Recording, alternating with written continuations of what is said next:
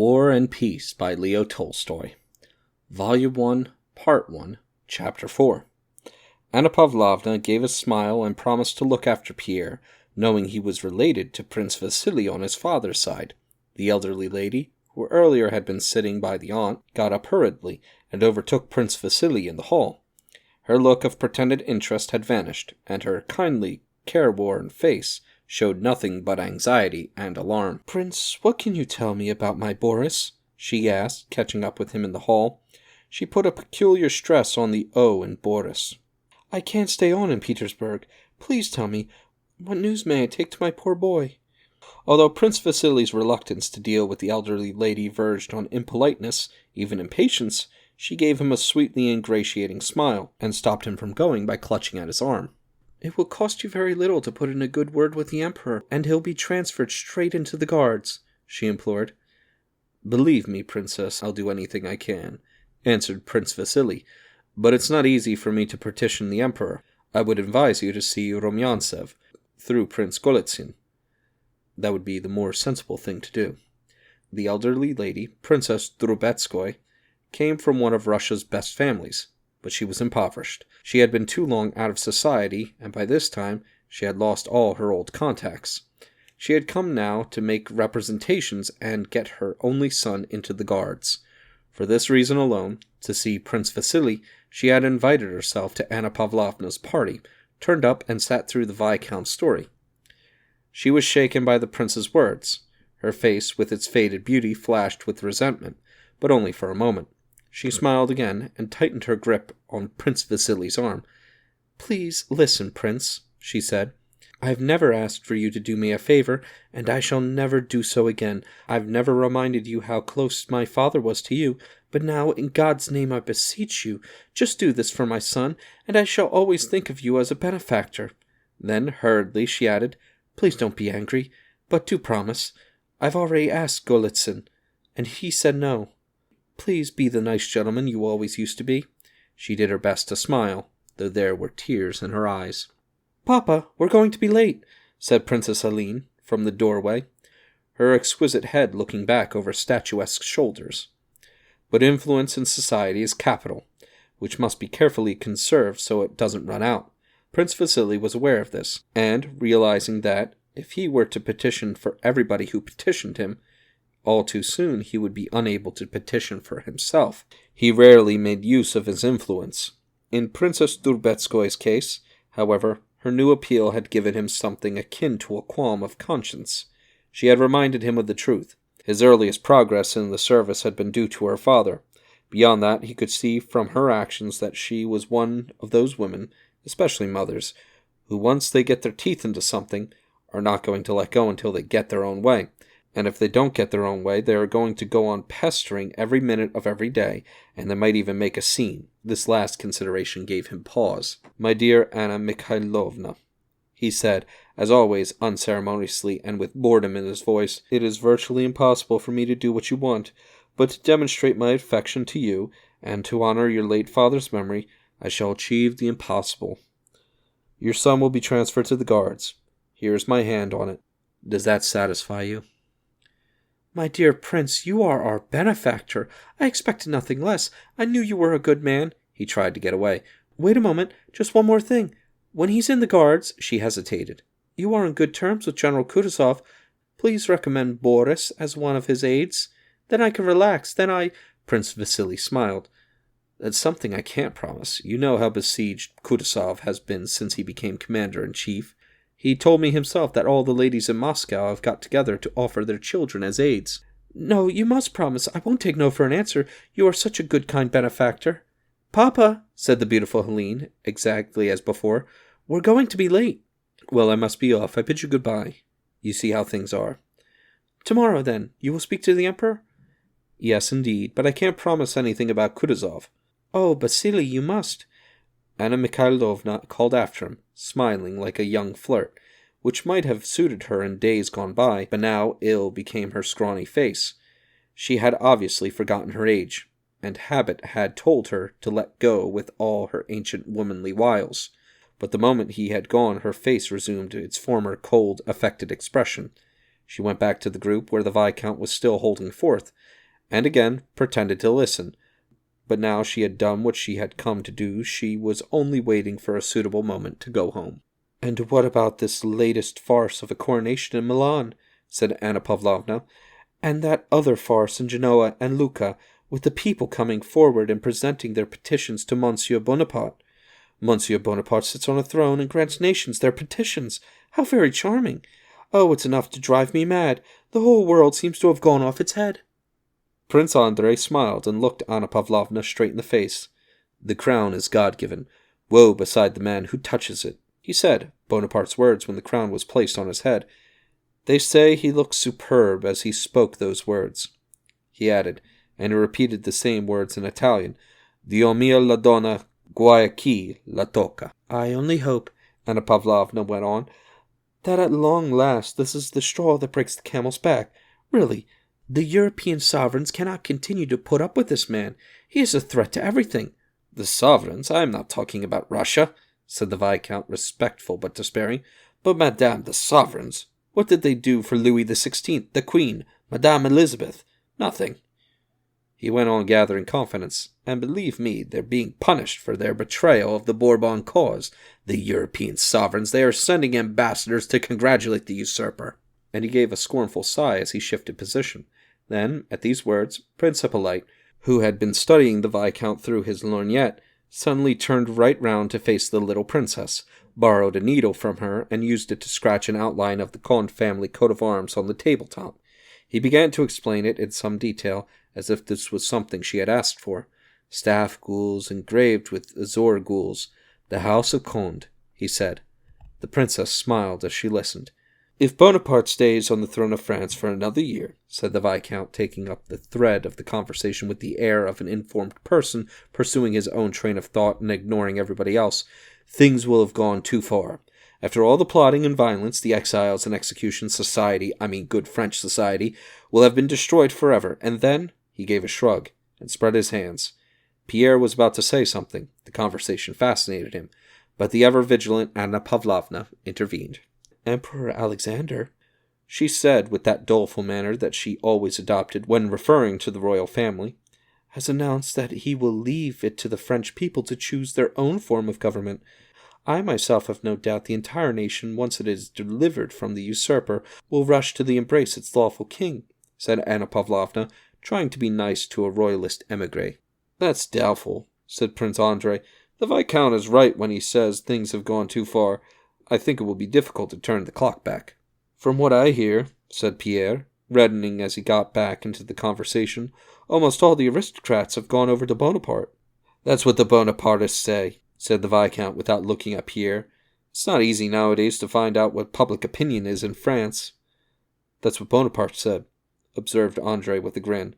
It was obvious that he didn't like the Viscount, and he was directing his remarks at him without looking his way. "I have shown them the path of glory, and they wouldn't take it," he said after a brief pause, once more quoting Napoleon. "I have opened my antechambers to them, and the crowds rushed in."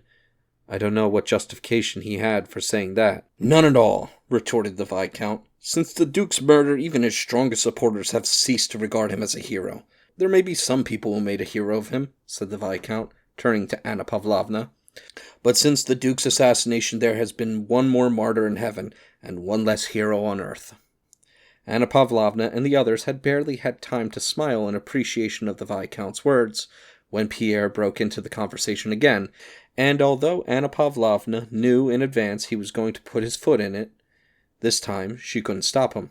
"The execution of the Duke of Enghien," said Pierre, "was a political necessity, and in my opinion it was a measure of Napoleon's true greatness that he didn't balk at assuming total responsibility for it." "Merciful heaven!" Anna Pavlovna intoned in a horrified whisper. "So, Monsieur Pierre, you think murder is the measure of true greatness?" said the little princess, smiling and drawing in her work. Oohs and ahs came from all sides. "Capital," said Prince Hippolyte, using the English word, and he began slapping his knee. The Viscount merely shrugged. Pierre looked solemnly over his spectacles at his crowd. "The reason I say this," he carried on in some despair, "is that the Bourbons were running away from the revolution, leaving the people to anarchy. And Napoleon was the only one capable of understanding the revolution and transcending it, and that's why, for the public good, he couldn't balk at the taking of one man's life. "Would you like to come over to this other table?" said Anna Pavlovna, but Pierre didn't answer. He was in full flow. "Oh no," he said, warming to his task. "Napoleon is great because he towered above the revolution. He stopped its excesses, and he preserved all its benefits. Equality, free speech, a free press. That was his only reason for assuming supreme power. Yes, if he had transferred it to a lawful king once he obtained power instead of using it to commit murder," said the Viscount, "then I might have called him a great man. He couldn't have done that. The people had given him power to get rid of the Bourbons. That was all. And also because they thought he was a great man. The revolution was a splendid achievement," Monsieur Pierre insisted, his desperate and challenging pronouncement betraying extreme youth and a desire to blurt everything out at once. "Revolution and regicide are splendid achievements. Well, whatever next? Are you sure you wouldn't like to come over to this table?" repeated Anna Pavlovna. "Ah, the social contract," said the Viscount with a pinched smile. "I'm not talking about regicide. I'm talking about ideas." "Yes, ideas. Robbery, murder, regicide," an ironical voice put in. "There were the extremes, of course, but they weren't the meaning of the whole revolution. That was in human rights, freedom from prejudice, equality. Those were the strong ideas that Napoleon stood up for." "Liberty and equality," said the Viscount contemptuously. He seemed at last to have made up his mind to take this young man seriously and demonstrate how silly his outpourings have been. "Nothing but loud slogans, long compromised. Which of us does not love liberty and equality? Our Savior himself preached liberty and equality. Have the people been any happier since the revolution? Quite the reverse. We wanted liberty, but Bonaparte has destroyed it." Prince Andrei smiled at them all. Pierre, Viscount, and hostess. Just for a moment following Pierre's outburst, Anna Pavlovna had been taken aback, for all her social skills, but when she saw that the Viscount was not greatly put out by Pierre's sacrilegious way of speaking, and realized there was no stopping it, she rallied, came in on the Viscount's side, and attacked the other speaker. "But my dear Monsieur Pierre," she said, "how do you account for a great man being capable of executing a duke, a human being after all, who was innocent and untried?" "What I should like to ask," said the Viscount, "is how Monsieur accounts for the 18th of Brumaire. That was very underhand, wasn't it? It was a sneaky piece of work, nothing like a great man's way of doing things." "And what about all those prisoners that he killed in Africa?" said the little princess. "That was horrible." And she gave a shrug.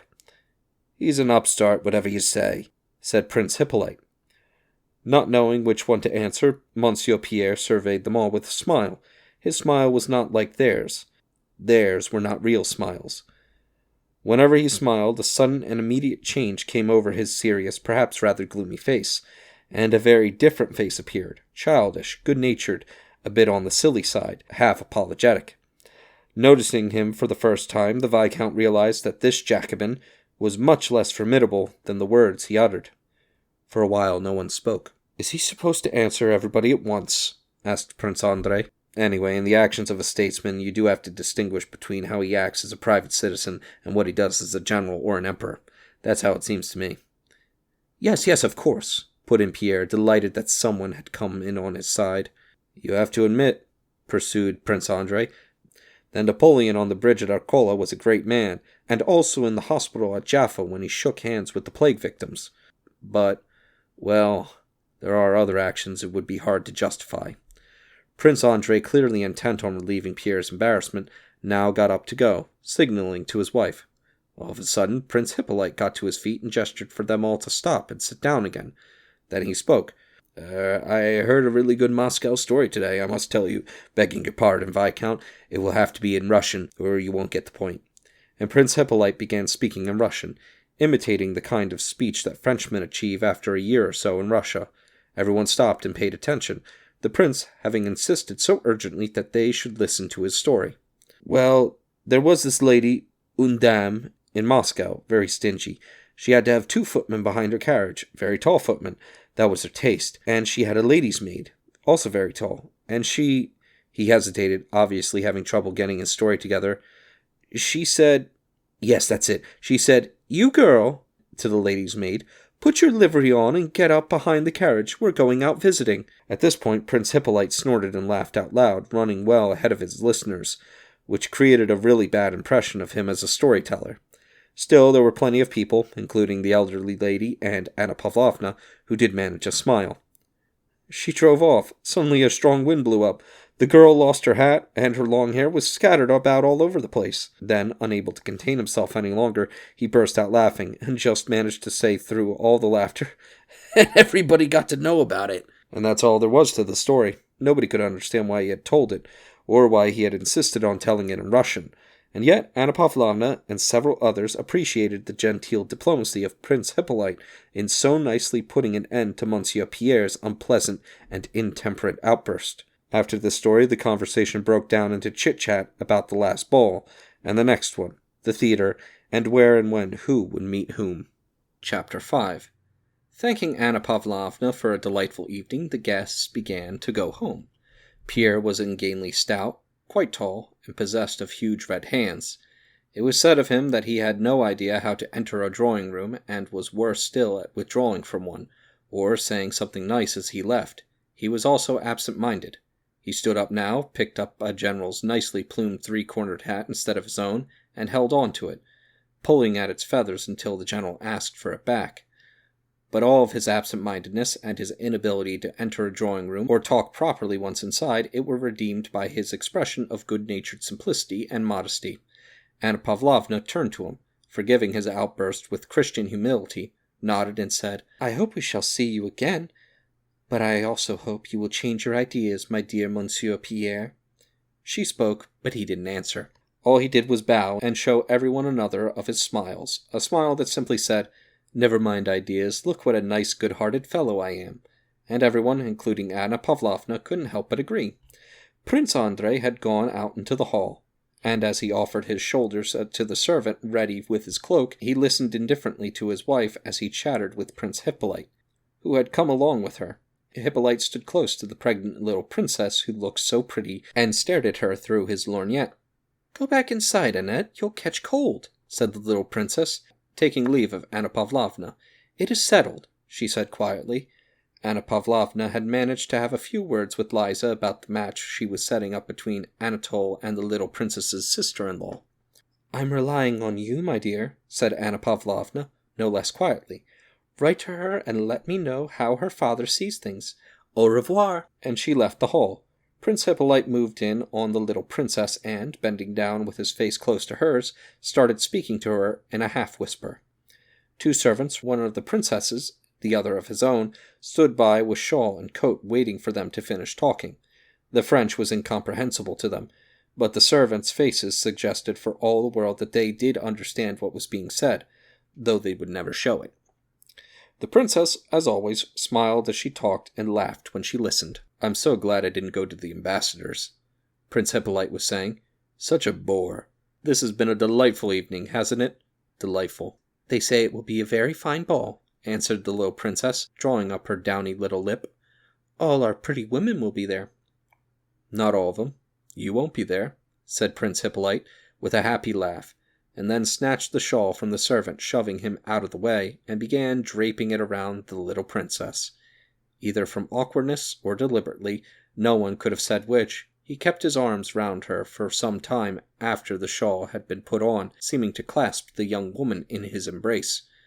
With good grace and still smiling, she wriggled free, turned and glanced at her husband. Prince Andrei's eyes were closed. He seemed to be weary and drowsy. "Are you ready?" he asked his wife, looking over her head. Prince Hippolyte hurried into his long coat. It was the last word in fashion, going right down to his heels, and he caught his foot in it as he ran out onto the steps after the princess. A servant was assisting her into the carriage. "Au revoir, princess!" he yelled, his tongue tripping over things just like his legs. The princess picked up her gown and took her seat, settling back into the darkness of the carriage while her husband was arranging his sword. Prince Hippolyte pretended to help, but all he did was get in the way. "If you don't mind, sir," said Prince Andrei, curtly and pointedly in Russian, to Prince Hippolyte, who was standing in his way. "I'll see you soon, Pierre," said the same voice in warm and friendly tones. The coachman jerked forward, and the carriage rattled off. Prince Hippolyte honked with laughter as he stood on the steps waiting for the Viscount. having promised to drop him off at home. "Well, my dear sir, your little princess is very nice, said the Viscount, as he got into the carriage with Hippolyte. Very nice indeed. He kissed his fingertips.